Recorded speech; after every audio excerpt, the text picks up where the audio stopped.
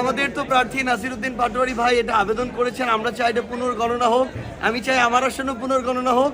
আমরা বিশ্বাসী 2 আসনে যদি হয়, 2টাতেই আমরা বিজয়ী হব। না, জনগণ যে সমর্থন এবং ভালোবাসা দেখিয়েছে এটা প্রত্যাশার অনেক বেশি। আর ওই নির্বাচনটা তো ভোট গ্রহণ পর্যন্ত সুষ্ঠু ছিল, কিন্তু গণনার সময় একটু আসলে প্রত্যাশা মাফিক হয় নাই।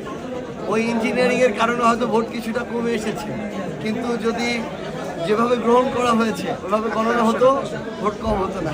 প্রচারণার ঘাটতি ছিল কিনা কি মনে হয়? প্রচারণায় সময় কম ছিল, সময় কম ছিল, জোটের কম্বিনেশন হতে সময় লাগে। তো ওভারঅল সব বিষয় মিলিয়ে আসলে আরেকটু সময় হলে ভালো হতো। আর ঢাকার ছিল এই পুরো আমাদের যে মানে নির্বাচনটা, এই নির্বাচনের আসলে পাওয়ার প্লে ছিল ঢাকা হাট আর কি, এখানে ছিল কেন্দ্রবিন্দু। এরকম আরো কয়েকটা আসন আগামীতে আমরা তৈরি করবো ইনশাআল্লাহ।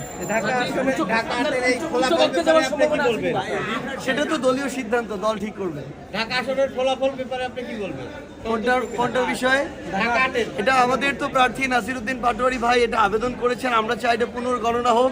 আমি চাই আমার আসনে পুনর্গণনা হোক। আমরা বিশ্বাসী 2 আসনে যদি হয়, 2টাতেই আমরা বিজয়ী হব ইনশাআল্লাহ। থ্যাংক ইউ ভাইয়া।